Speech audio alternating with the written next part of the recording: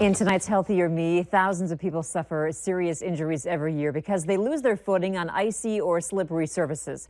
And for the elderly, falls are even more concerning. Valley News Team's Giovanna Simic tells us why they can spell trouble for older people and how to avoid getting hurt even worse after a fall.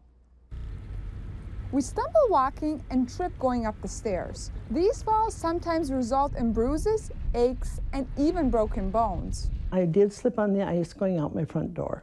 And that was where I kind of started being a little more careful. Pearson injured her shoulder, but knew right away that she needed to be more careful. She's not alone. 1/3 of all people over the age of 65 will get injured slipping on ice. A standing height fall that results in a wrist, shoulder, hip, or vertebrae fracture is actually a clinical diagnosis of osteoporosis. Falls are especially dangerous for people who don't know they have weak bones. Unlike young people, they're dangerous for the elderly because their bodies can't withstand and recover from the injury. Our gut instinct is to put our hand out and catch ourselves, and that's where a lot of times we break our wrist or our shoulder. So what can you do to prevent that? Tucking and rolling, tuck your chin, round your shoulders, and kind of roll into the area that you're, or the direction, excuse me, that you're falling into. You should also make sure to be aware of your surroundings. When it's slippery outside, you want to allow time. There might be ice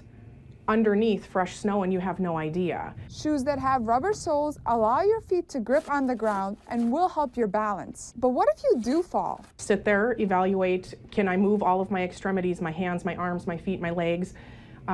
If you're able to, carefully get up so you don't fall again. If you feel you have injured yourself, go into the emergency department. So before the ice gets bad in your area, be prepared to take it slow and look where you're walking to avoid injury. Giovanna Simic, Valley News Live. Doctors say for the elderly who fall and can't get up on their own, don't be afraid to ask for help. The longer you stay down, the worse the injury could get and could lead to complications like hypothermia and pneumonia.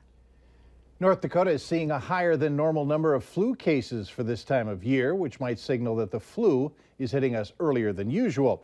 The state health department says it typically doesn't start seeing case numbers escalate until at least mid-December, as took place last year. There had been 124 cases statewide with 10 hospitalizations. 2/3 of the cases were in Cass, Burley, Morton, and Stark counties. Nearly half of the state's counties have reported cases. The health department also urges people to get flu shots as soon as possible. The NDSU men's basketball team tips off for the first home game of the season. We'll have highlights from the Shack later in sports. That new car you spent all that money on, maybe missing a spare tire. Up next, why it's gone and why you shouldn't worry.